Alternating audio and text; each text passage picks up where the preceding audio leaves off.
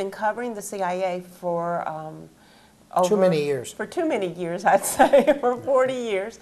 When did you first run across the CIA's involvement in overseas drug trafficking? Vietnam. The whole war, secret war that we ran in Laos was run by the CIA.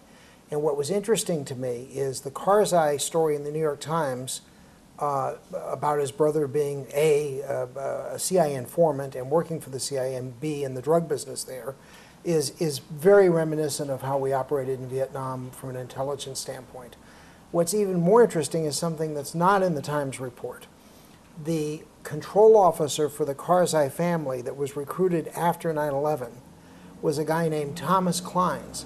Well, Tom Clines is infamous in CIA history. He was involved in Iran-Contra. He was the aide to the associate director for operations of the CIA, which is the Covert Operations Director, the late Ted Shackley. And Clines was known as Mr. Spook. I mean, he's a guy who operated behind the scenes for years. And the idea that as an old man, a guy who is close to 80 years old now, the fact that they brought him to work the Karzai family and then help install the Karzai family into Afghanistan after 9/11 is pretty amazing. But he has been the guy they picked, and it's interesting that they picked him because of his operations with drug dealers in Laos during Vietnam.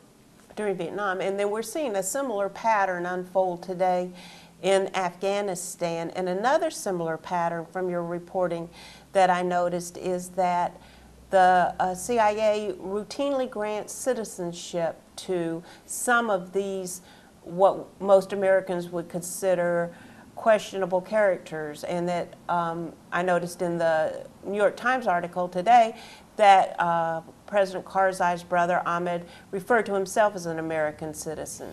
My guess is the deal that the Karzais made before Karzai, the president, agreed to go back to Afghanistan and give up the restaurant business here in America, is that he wanted citizenship for some family members. He wanted protection in case things went very badly for the United States in Afghanistan. They would be able to come here and resettle.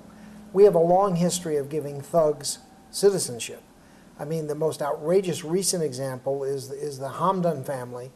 They were a group of thugs from Lebanon. Jamal Hamdan committed murder multiple times. He shot his sister-in-law. He killed UN security people. And then we welcomed him to the United States and put him in business. And that was all courtesy of the CIA. The agency has a history of getting to bed with very bad characters, saying they do it because they have to, and then when the operations fail or don't succeed, they blame it on the bad characters. And so it sort of leaves a bitter taste in everybody's mouth. So how do they handle all of this money that is being made in the drug trade? I mean, we're talking about billions of dollars. Afghanistan is now the largest heroin producer in the world by far. Routinely, what has the CIA done throughout its history to move all of this covert money around for their informants or whatever they'd like to call them? Well, they paid for the secret war in Laos, and they set up a bank. In this case, it was an Australian bank called Nugan Bank. And eventually these front banks failed. Nugan failed very badly. It was really sort of embarrassing for the agency. The head of the bank, Frank Nugan, was found shot to death in his Mercedes-Benz, and in the pocket of his corpse was the business card of William Colby, who was then in charge of operations in Laos for the CIA. But more importantly, Colby became CIA director, so it was quite embarrassing to Colby. Later, we used BCCI in the early days when we were supporting the Mujahideen, back before Osama bin Laden was our enemy. This is when he was our friend. 10 to 20% of the money we used for the Mujahideen went to the Pakistani nuclear weapons program. Our government said we didn't know anything about it. That's not true, but that's how this stuff works.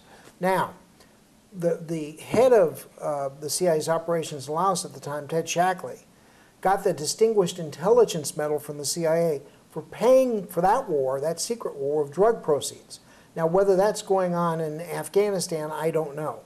But it wouldn't be the first time the CIA has done something like that. Now, how logistically do they do that? In Asia, the way we did it was we used Air America, which was a CIA front airline. Now, these days, when everything's privatized, when you have more private soldiers, mercenaries operating for private companies than you do have military people working for the Pentagon, then you've got a problem of accountability. There is no accountability for this stuff. And I suspect one of the reasons for that is it protects the operations from their standpoint more, so the media can't find out about what they're doing. So like you wrote in Prelude to Terror, they started privatizing their operations as far back as, you know, at least the 60s or before, and I guess maybe Ed Wilson was one of the first of the arms dealers. Yeah, they'd recruit these arms dealers like Ed Wilson, like Sarkis-Soghanian, and these arms dealers would then operate through phony private companies. But if you looked into their boards, for example, Soghanian's operation, which armed Saddam, had a board of directors, and on the board was people like Jim Cunningham. He was an old CIA guy, and he was an Air America veteran. Right. So they were all interoperating organizations. So the CIA loved buying private businesses. That stopped for a while after the Church Committee investigations in the mid-'70s, then started up again under Bill Casey and never stopped. And has never stopped. So, so something like Operation Watchtower in Colombia was, I mean, that would be like another example of that was really military gone amok. That was the U.S. Army participating in narcotic shipments with the Panamanian strongmen, including Noriega, where they were bringing drugs through Panama from Colombia.